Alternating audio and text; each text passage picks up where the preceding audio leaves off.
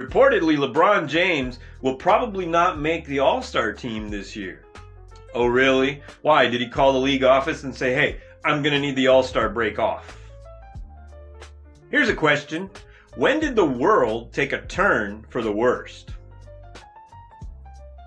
December 19th, 2025, the day everybody's been looking forward to, right?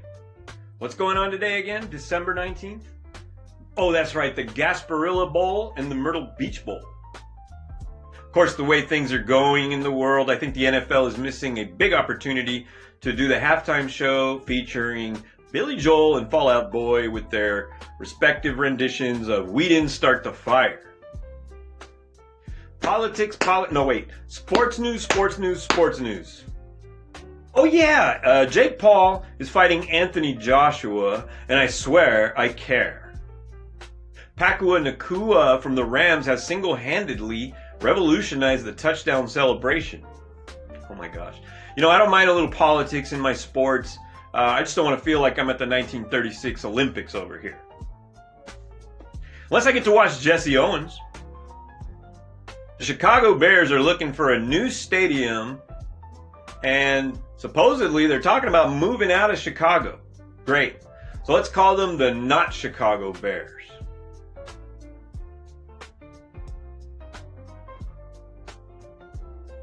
Everybody, sorry about the camera angle. I just wanted to show off my little Christmas decorations here. It's a big week in the NFL as well as college football with the playoffs here.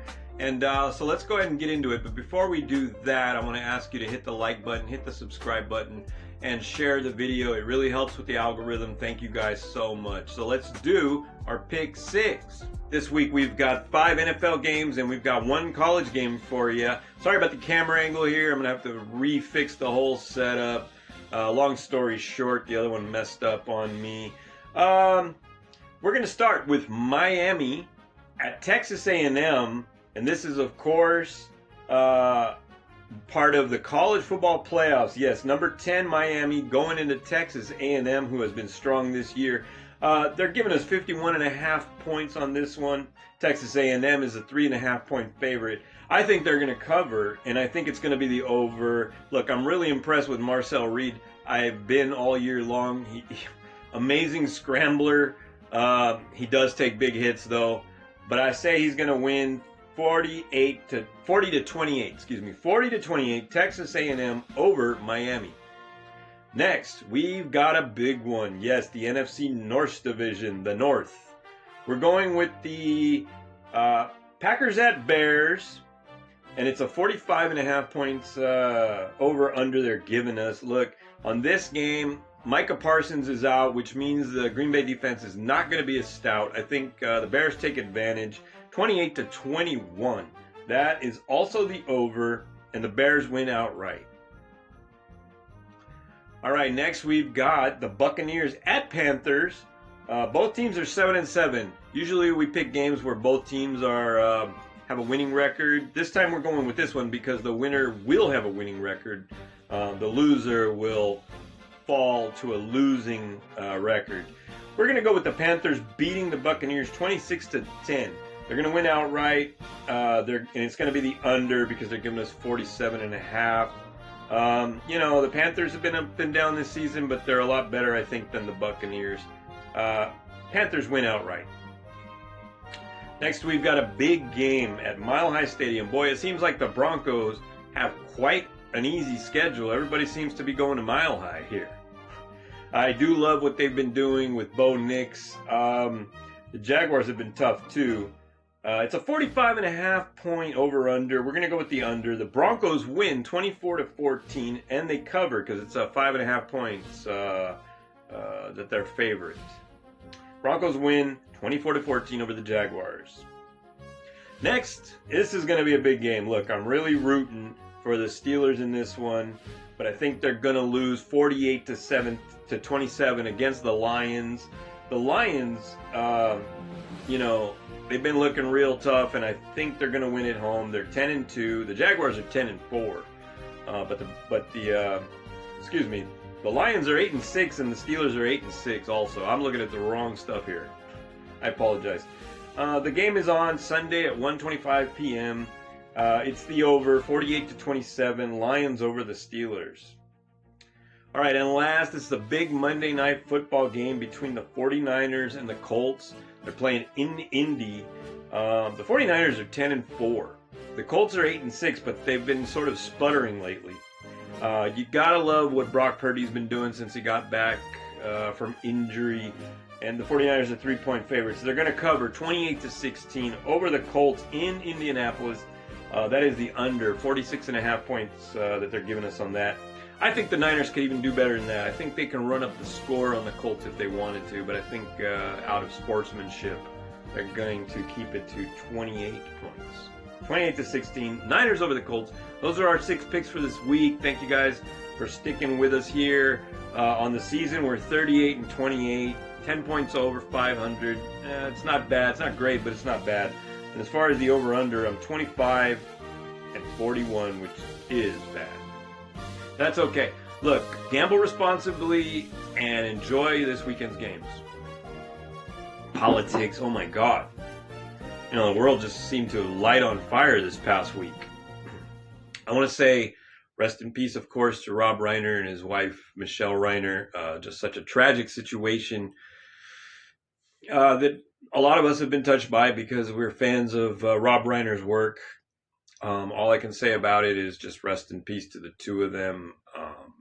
I know they're in a better place, and we have all of the body of work to revisit. You know, rest in peace, Rob Reiner, an American director, a cinematic legend. I also want to talk about another tragic story that unfolded in North Carolina. You know, my condolences go out to the entire NASCAR community and all the family and friends of Greg Biffle, who was a legendary, soon-to-be Hall of Famer NASCAR driver, and he passed away after his Cessna crashed with him and 6 other people on board, including his 2 young children, his wife, and 2 other NASCAR associated people. You know, it really takes the wind out of your sails when things like this happen. You know, why? Senseless, seemingly senseless. And it's just, you know, the only condolences that you really can take on this is that they were all together, and obviously that they're in a better place than we are. That's for sure. God bless Greg Biffle and his entire family who passed away in that crash yesterday. I think we should move on from all of this stuff. I mean, it's been a tough week. Of course, the Sydney, the Bondi Beach attack, senseless, just senseless. Brown University. You know, I could keep going, it seems like, but I'm not. Let's talk about some football. Now, I want to apologize to Notre Dame. There was quite a number of people who were, well, on my side about the whole thing. You know, I stand by my statement that Notre Dame really ought not turn down any bowl invitations. You know, they sort of separate themselves from college football when they do things like that. Prestige is not going to outlive the tendency of the Notre Dame athletic, you know, director to just make the wrong decisions. Whoever it was that sent the letter to the NCAA saying that we're going to, I guess all the players decided, right? Whatever the case is, they're young men. What do they know? You have to, you guys know a lot, but you don't know about, Notre Dame needs to, I'm just getting myself in trouble, aren't I? Yeah, Notre Dame needs to, I think, be more cohesive with college football.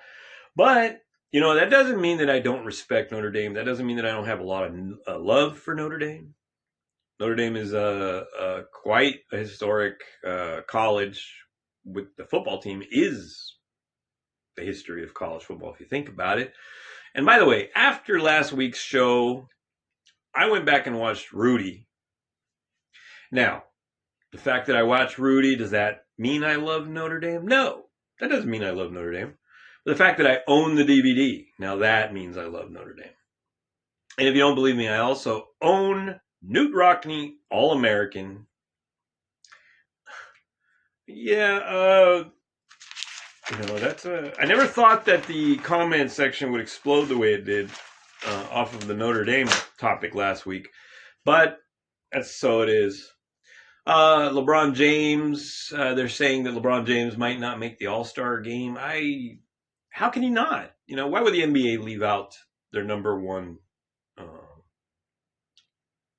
star?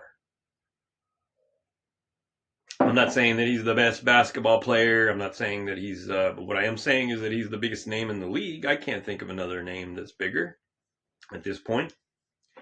I can't believe we're headed towards the All-Star break already. My God, halfway through the NBA season.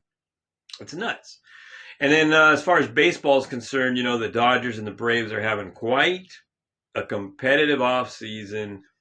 It's going to be fun to watch. I think the Braves have always been very competitive. And I know a couple of Braves fans. And it's going to be fun getting them back into the game because lately, what have they had? Nothing. They can't say anything about the Dodgers. This Christmas is coming. I want you guys to enjoy. I won't be speaking to you until after Christmas. So thank you guys for tuning in all year long. You guys are the best. It's a tiny little show. That's okay. Not a problem. You know what I'm going to do this Christmas? And this is how we're going to end the show here. I've got the Santa hat here, but it's not for me. This is for Pops. I've got his letters. Ooh, letters from Vietnam. Ooh. Yeah. Some of them were actually from boot camp before here, I'll show you. I'm not going to show you his name and his rank and all that stuff, but I'll show you. They really are letters from Vietnam. I'll read the date on this one. August 14th, 1969. Oh, wow. 1969. Some of these letters, were in and around the same time that the moon landing happened. Such historic things, and my pops was overseas defending this country, or at least doing what he was told to do, right? Anyway, rest in peace, Pops, and thank you guys for tuning in. You guys take care. We're going to end the show already. It's been a long week. I think we can all do without extending this out any further. We'll see you next week. You guys have a holly jolly Christmas. I hope you get all the presents you want.